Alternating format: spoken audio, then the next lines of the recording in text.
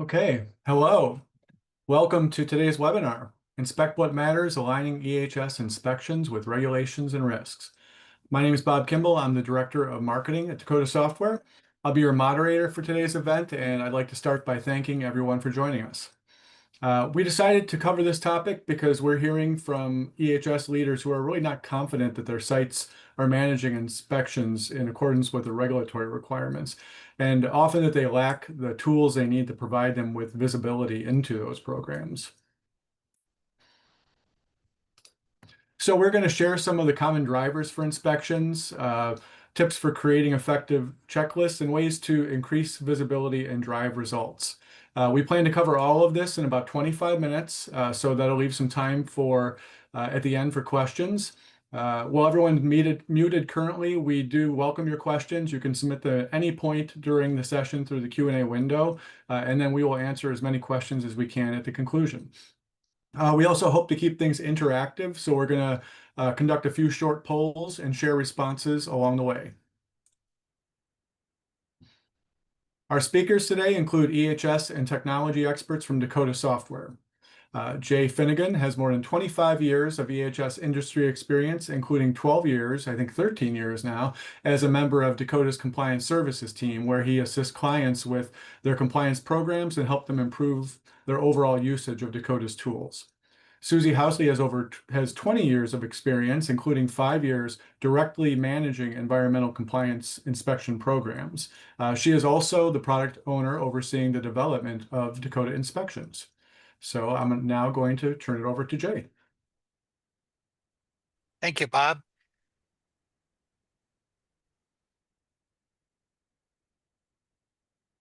Let's see.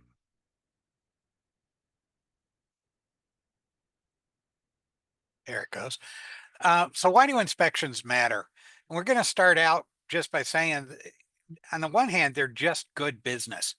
It is proactive risk management. And the first 4 points are kind of related. If we're performing inspections, then presumably we're going to find things early. We're going to find it before a regulator would come on site potentially and find it. So we're getting this early detection.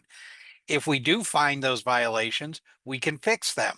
That gives us an improved compliance record. If the agency an agency inspector doesn't find it, there's no violation, and you get those reduced penalties.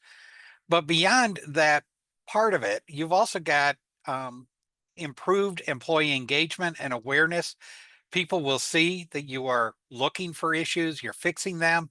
If you're getting other people, other departments, operations, maintenance involved, you're getting people engaged in the EHS programs.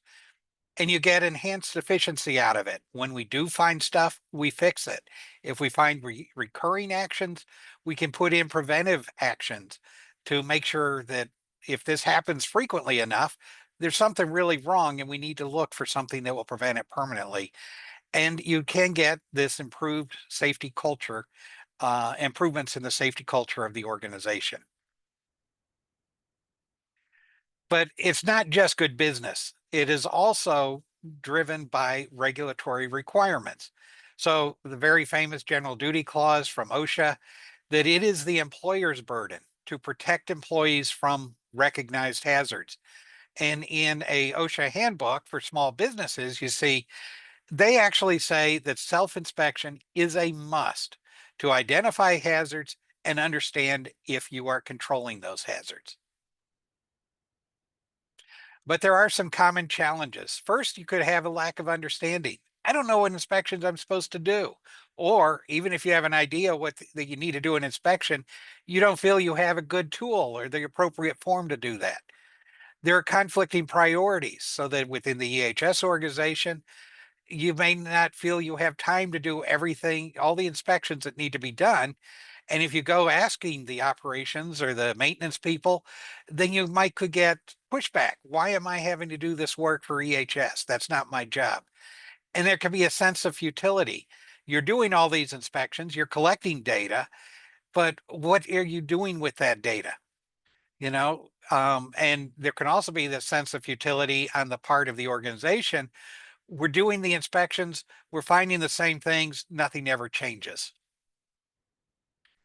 Now, there are a ton of inspections that are called out in the rules. And this is just a sampling from the health and safety side. And you see some very common ones, the inspections of ladders, the inspections of the portable fire extinguishers, your forklifts, your cranes and hoists, mechanical power presses. Again, this is just a sampling. On the environmental side, once again, a sampling. So inspections of our emergency generators and floating roof tanks. Down there, you've got the bulk oil containers, our famous SPCC inspections, stormwater inspections, the annual comprehensive facility inspection. You see the hazardous waste accumulation area that every large and small quantity generator of hazardous waste is familiar with. But it turns out that not every inspection comes directly out of the regulations.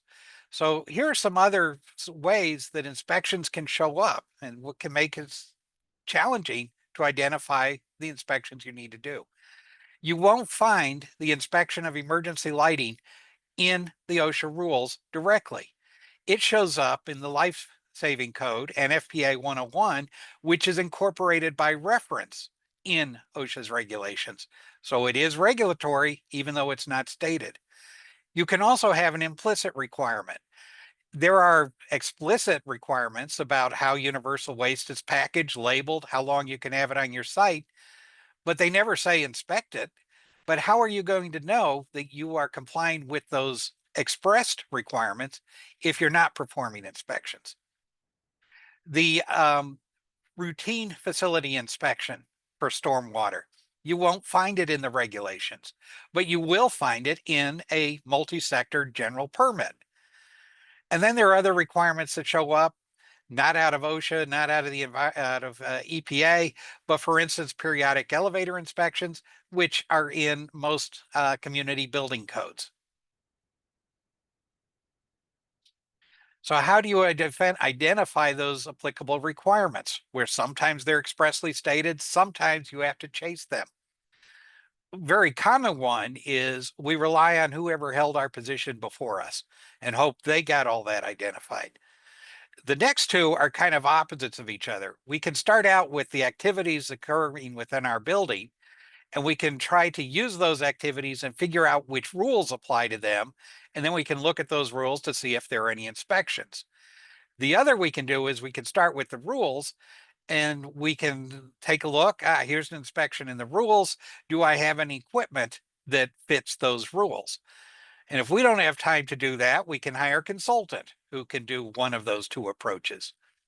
You can also do a gap assessment, come in and literally do an audit against the rules and the equipment that you have. Or particularly today, with the technology that is available, we can leverage that technology to help us identify the inspections we need to do. And once we know the inspections, we can include those in a compliance calendar, which describing here. So these are time-phased activities. We need to do this inspection on a monthly basis, and we can assign those activities to specific people. Now, inspections are only part of that compliance calendar. You also may have monitoring and tests, training you've got to do, reports you have to file. We may have to do periodic audits, and we may have permits that we have to renew. But the bottom line and the important thing for this session today is that understanding the requirements that apply to you really helps you understand the inspections you need to do. The requirements drive the inspections. And that is going to take us to our first poll. Okay, thanks, Jay. Yeah, so we're just going to do a real short poll, and the first question we want to ask is what tools you are using to conduct inspections currently. So this is a multiple choice. You should see this on your screen now. We'll just give, it shouldn't take very long. This one's pretty straightforward. Because next we'll be getting into and talking about some of the ways that people are managing inspections. So we'll give everyone just 10 more seconds to respond to this, and then we'll go ahead and share this out. And just kind of this will give the attendees some visibility into what others in similar situations are doing right now. All right. And not a lot of surprises here. Okay, I see the results coming in. It looks like things are calming down. So I will go ahead and end this poll and I will share out the results. And as we can see here, a combination of tools, most popular, many people still using paper and pencils, and then a lot of people using commonly available tools as well. Okay, so thank you very much for participating in that. And I'm going to take this one down. And we will continue on. Oops. And there we go. Sorry. And now I'm going to go ahead and turn it over to Susie. Hi, I'm Susie Housley. I work with the software team here at Dakota. I also have some experience in your shoes as an inspector. I managed a relatively large inspection program, so I can share some tips from that perspective as well. So I'll start off here at a high level. Why are we doing these inspections? As Jay pointed out, for the most part, we are doing these inspections because we have to. The regulations drive the inspections. And I will also point out that there's a smaller segment of inspections we may be doing because we want to, or somebody at our organization wants us to. Some examples of those may be we are volunteering to comply with voluntary standards for sustainability. Perhaps we want to do some process improvement or proactive management. So we are going to inspect to a greater level of detail, or maybe more frequently than we are strictly required to do. Either way, a checklist is a wonderful tool to help us manage our inspections. Checklists are proven to help us reduce our errors, improve our efficiency, and make sure that nothing is slipping through the cracks.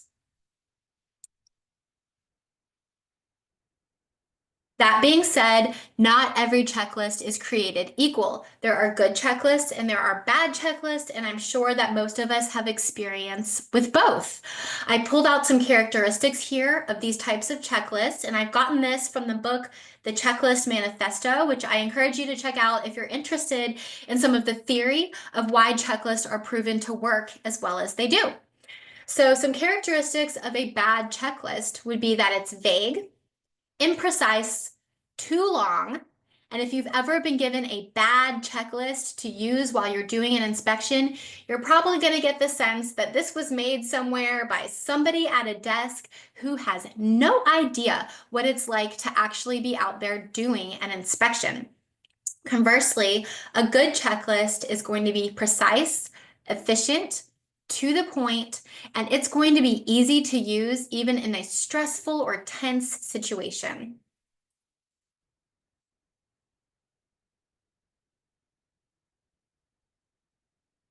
With that in mind, I'm going to share some tips to help you make great checklists.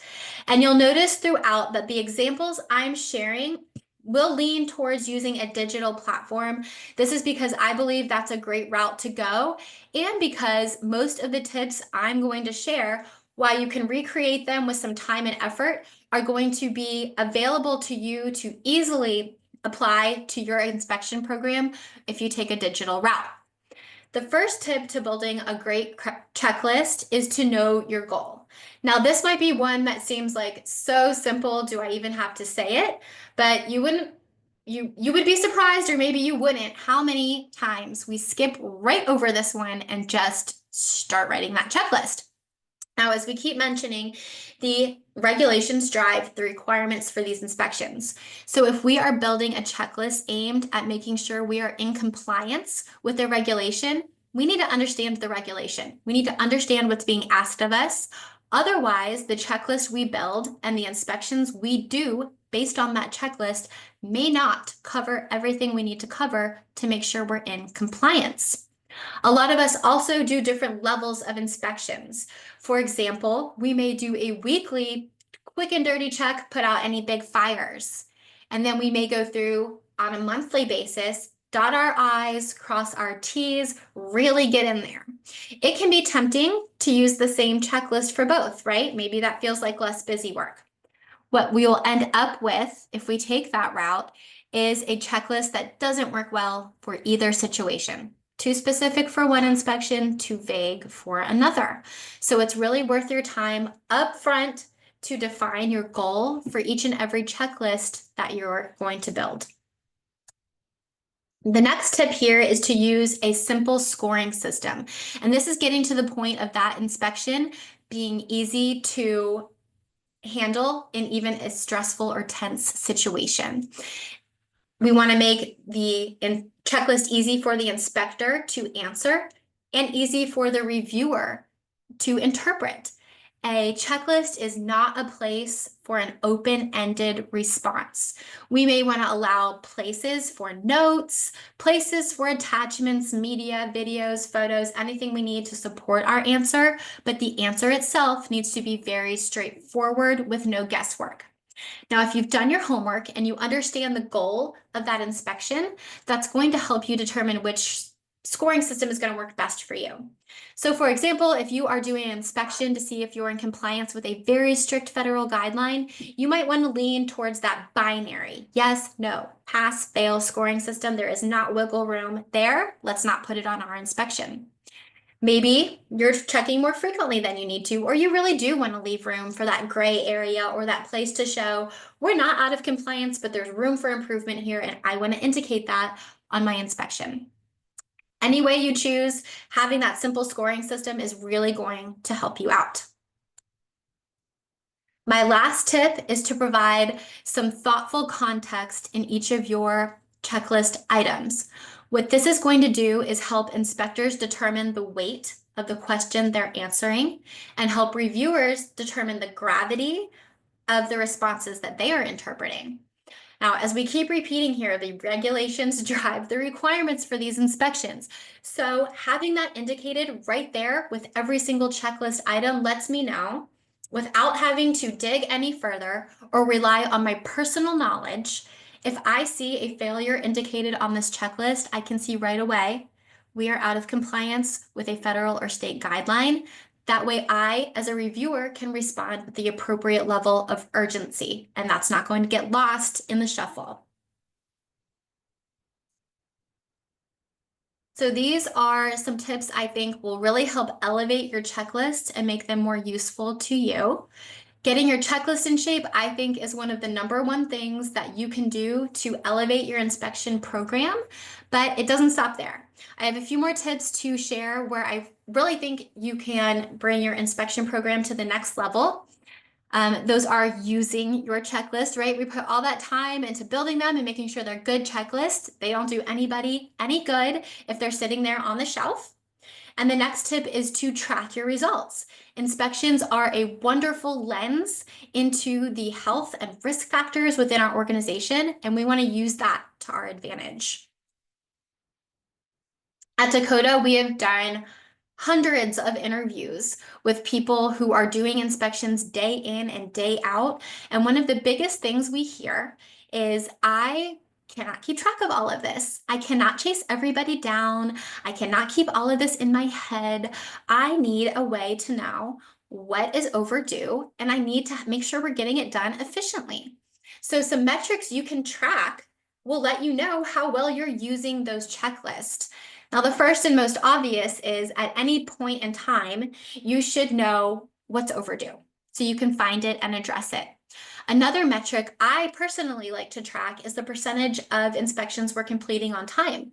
This gives us a little bit of a deeper view, because then we can understand, are we doing things well for the most part and every once in a while something falls through the cracks, or are we almost always playing catch up with our inspections? The thing that's nice about these metrics that track how well we're using our checklists are that we haven't even gotten into the results of our inspections yet. And already, just by looking at this, we have some really good data on risk factors within our organization. This is telling us how healthy our inspection program is. If we know we are routinely missing inspections, we know we are leaving ourselves wide open to risks. We may have a health issue out there. We have not done our inspection. We do not find it. Somebody gets hurt. We might have a slow leak in an oil tank. We don't find it until next month because we didn't do our inspection. And now our small problem is a big problem. And if OSHA or EPA shows up to see our documentation, we're not going to have it. We haven't done our documentation and we may be found out of compliance. So we've done our work, we've made our checklist. The next step is to make sure we're using them. Another thing we hear a lot when we do our interviews is, you know what, we're using our checklist, we're doing fine. Having overdue items is not an issue for us. If a state or federal organization shows up, we're gonna have our binder ready, we've done our inspections. But you know what, when we're done, we file them away, put them in the binder, out of sight, out of mind. We don't really look at them again afterwards. I will say for the most part, if you're doing that, you're probably in compliance with the letter of the law. You've done your job. You are, however, leaving a big opportunity for improvement on the table. Those inspections we do week after week, we are gathering lots of data we can use as a window to learn about our organization. We want to be looking at those failure rates over time. We want to see if we have abnormally large failure rates.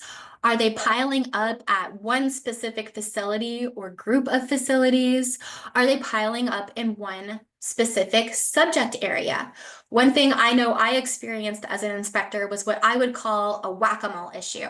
So say I would go out to a site, I would see a 5-gallon bucket full of used oil sitting uncovered in the parking lot. So what do? Roll my eyes, put a lid on it, bring it over to the secondary containment area, make sure I talk to everybody on site, we understand the issue, I mark it down. Next week, same thing.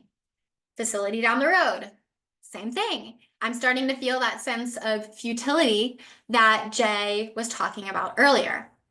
Now, if I continue on like this, I'm meeting the letter of the law, right? I did my inspection, I have my documentation, I did my corrective actions, but am I really doing everything I can do to reduce risk and improve safety at my organization? Not really. And I'm also making my job a lot harder because I've gathered all this data week after week after week, and I continue to bang my head against the wall, fixing the same thing week after week after week. When if I sit down and I review the data that I've been collecting, what I'm going to see is I have a systematic issue here. Maybe we're not doing training to the level that we're supposed to be doing. Maybe there's something in our safety culture that's making our workers feel like they don't have the time to go ahead and make sure things are stored properly. Whatever that is, I'm not going to uncover it. And I'm going to keep creating more frustration and work for myself and everybody else if I don't take advantage of all of that data that I've collected that's available for me to look at. So I really encourage you to not just file those inspections away as done, recognize the data you're gathering as the resource that it is, and use it to improve safety and reduce risk at your organizations. And now I'm going to hand it back over to Bob. All right. Thank you, Susie. That was great. Good stories there as well. And we're going to do one more poll before we talked about the tools people are using. And so after Susie outlined what makes a good inspection checklist, we're curious how the group feels about their current checklist. So this is again, select all that apply. Just describe your checklist. So we'll give everyone, again, 30 seconds or so to respond to this, and we will share responses with the group. And as people are doing this, I'd like to remind you, I see that we got a couple questions in already. If you have any questions that have come from the presentation so far, please feel free to put those in, and we will get to those in just a few minutes here.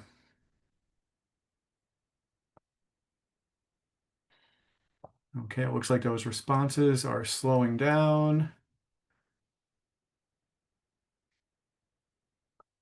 All right, I'll go ahead and share these responses out. And very few people said what checklist. Good to see. A lot of people acknowledge having things that have been passed down from past employees. Only a few people who are saying a well-oiled machine. Most people falling in the category of understanding requirements, but desiring a bit more organization. All right, so thank you for sharing. And as I mentioned, I'm going to go ahead and wrap things up here with just a few thoughts from Dakota. Give me 1 second, please. All right. So Susie showed how digitizing inspections can help create visibility and drive continuous improvement. When we say digitize, we mean moving from paper-based or manual processes to digital tools, and those can be anything from commonly available tools like Microsoft Excel, Google Forms, but software products that are designed to manage the inspection process really help to create the efficiency and the consistency that enable the type of insights that Susie just shared. There are many commercial applications for managing inspections, but for EHS inspections especially, there are special considerations. There must be a history and evidence should the agency show up at your door. There needs to be that integrated task system to ensure follow-through on issues. And as Jay and Susie both pointed out earlier, they need to be based on compliance obligations and provide context for inspectors.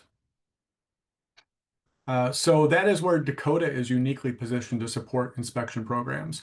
I know there are some clients on the call, but for those who aren't familiar with Dakota, we are more than a software company. We provide a self-contained ecosystem centered around this idea of site-specific regulatory applicability. So at the top is our Proactivity Suite, which are EHS management products that help teams manage compliance and all of the related activities. Lower right, our compliance services team, which is made up of EHS professionals like Jay, delivers expert support and helps to build and maintain our clients' EHS programs. But our key distinction really is regulatory content. Our solutions are fueled by a continually updated regulatory database. And so this database is kept current by in-house experts who translate the requirements, they categorize the content, and they organize it to support these evergreen compliance profiles. So these profiles include the site-specific regulatory registers, but they also map to compliance tasks, audits, and other activities. So here you see a picture of one of the applicability questions. So our applicability platform isn't just a simple filter of citations. It uses this decision tree logic to guide users until they've identified all of the applicable requirements. So here again, we can see the question. It kind of summarizes the requirements. It links to citations to aid in the determination. And then along with outlining what applies, it allows users to document why those things apply by uploading documentation, adding notes. And this really helps to capture really important compliance information so it doesn't evaporate as staff turns over or as things change. Clients tell us that using this analysis, it almost always results in the identification of requirements that site leaders were not aware of. And so of course, the result is these regulatory legal registers or regulatory registers with these plain language overviews, links to full text regulations. Here we see one of the things Jay pointed out, one of the areas where it's documenting or outlining where an inspection requirement is related to an area that applies to this facility. And a final note on this is the regulatory database is updated by our team. Your teams are notified of the relevant changes so that they can keep all of their EHS programs current. And so how can Dakota help you?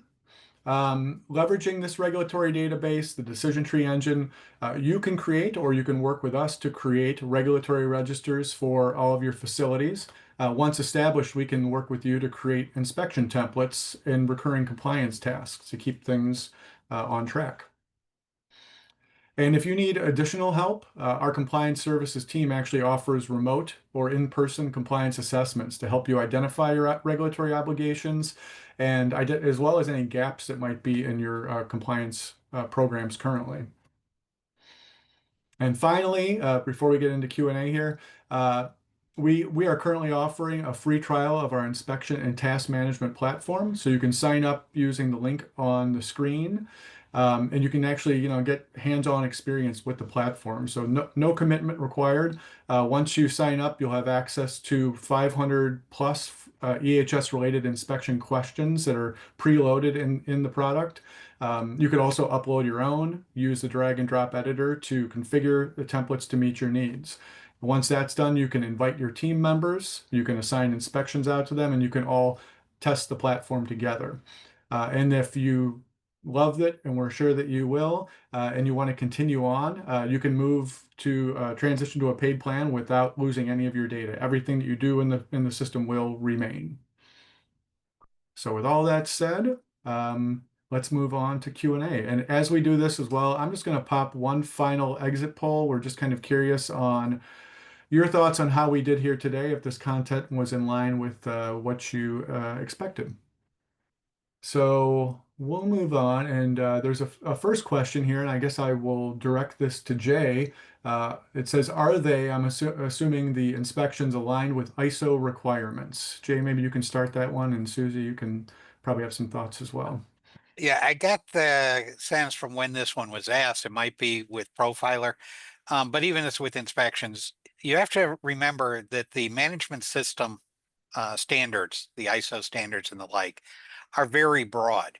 They'll basically say, do you have a corrective action procedure? Do you have a management review procedure? Do you have document control? The procedures that an organization writes to address those requirements tend to have a lot more detail. And that detail is what's auditable and what can be inspected and so on. And so while at a high level, it can address the ISO requirements, it's never going to know the detail that an organization writes into, because that is organization specific. Okay, great, thanks. Let's see here. So well, I'll move on to that one. Another question was related to, does it have a mobile app? Susie, maybe you want to take that one? Sure. Our inspections application is optimized to work on a phone. There's no app to download, but the screens that we've developed will work well on your desktop or on a mobile, especially while you're doing the inspection itself. You can utilize your camera, upload photos, upload notes right there from your phone or tablet. Great. And then there's another one. This is kind of a long one. Susie, maybe I'll try to paraphrase this. How would you make best of a too long inspection check or a checklist? For example, one question that says verify A, B, C, D are all in place. If you've got one question with multiple pieces to it, I would consider if you can ask that in separate questions. That way, if one of those things is in compliance and another isn't, that's very clear to you and you can address the portion of that question that needs to be addressed. And if it's the form itself that's just too long, I would take a look back up at the goal of that inspection. If this is your very detailed, once a quarter, maybe you really do need to go into all of that because you're dotting your I's and crossing your T's there. And if it's not, maybe you've got too many questions in there. Go review your regulations, review the goal for that particular inspection and see, is everything in here absolutely necessary? Let me make sure I'm asking the things that are necessary, giving my attention there, and maybe we can take some of these questions out because they're just kind of fluff that somebody put in here and we don't know where it came from and we could do without it for this use case. Great, yeah. Good guidance, thank you. There's another one here. Jay, maybe you can handle this. I believe this is probably related to the applicability of the regulatory content, but our company has a transportation division regulated by the Department of Transportation. Does Dakota cover DOT regulations? Yes, we do. And we also have a number of other regulations. Some of the get into some of the offshore BSEE, mine safety, what else? The longshoring. So there are a number of construction safety, number of optional modules that we have available. Okay, great. There was another question. Someone asked if the inspection product could be used for behavior-based safety programs. Maybe Jay, you can start that. Susie, you can add to that as well. As Susie talked about, as long as you can phrase the question where you get a like yes, no, pass, fail type of response, it doesn't matter what the subject matter is. It's really about the content. So we actually offer a BBS form, and with the exception of some free comment places where we capture the notes, or we would capture notes, every one of our questions would fit into our inspections tool. Susie? Yep. And I would say that if something you do is walk through at some planned basis, looking to make those observations proactively rather than recording them after something happens, an inspection could be a great way to make those observations. Okay, great. And I know we're a little bit over here already, so maybe we can just take one more. There are a couple of questions related to someone mentioned that they real estate organization, so scope varies, asking if there are ready-made templates. And then someone else asked if said that they're a warehouse, a distribution warehouse company, which mostly forklifts and walk riders, and asking if it would be a good fit. I mean, my response to that would be yes, but maybe we can talk a little bit about templates and the appropriateness for a warehouse organization. Sure. I can take that. So in our inspections application, we have a pre-built library of questions for you to use. Those have been curated by our experts here at Dakota. And all of them have, if they came from a regulation, the citation is right there for you. So we haven't gone through and built out the templates for you because we're not sure exactly where you might be wanting to use those questions on your inspections, but they're all available to you to add with a really quick drag and drop template builder that Bob was mentioning earlier. And we have a wide range of questions in there, ranging from forklifts, ergonomics, hazardous waste storage, many more. I know Jay was very helpful in building that library out, so he may be able to speak a bit more to that. Yeah, the only one comment I would make to that is most of our stuff is going to come from fairly high rules because they're the most widely applicable. So if you're dealing with individual states or individual counties and cities, we have not developed questions there, but it's really easy to develop a question, import them into the tool. So the applicability, no matter where your organization is located, to have tailored questions, very easy in the tool itself. All right, great. Well, thank you, Jay. Thank you, Susie. Thank you, everyone, especially those who stuck around to the end with us for joining us today. We appreciate the questions. We appreciate your contribution to the polls and sharing information with us, so and with others. So hopefully you found this valuable, and we'll have more webinars in the future, and we hope to see you then. So thank you again for attending, and we'll talk to you soon. Thank Bye all. you. Bye.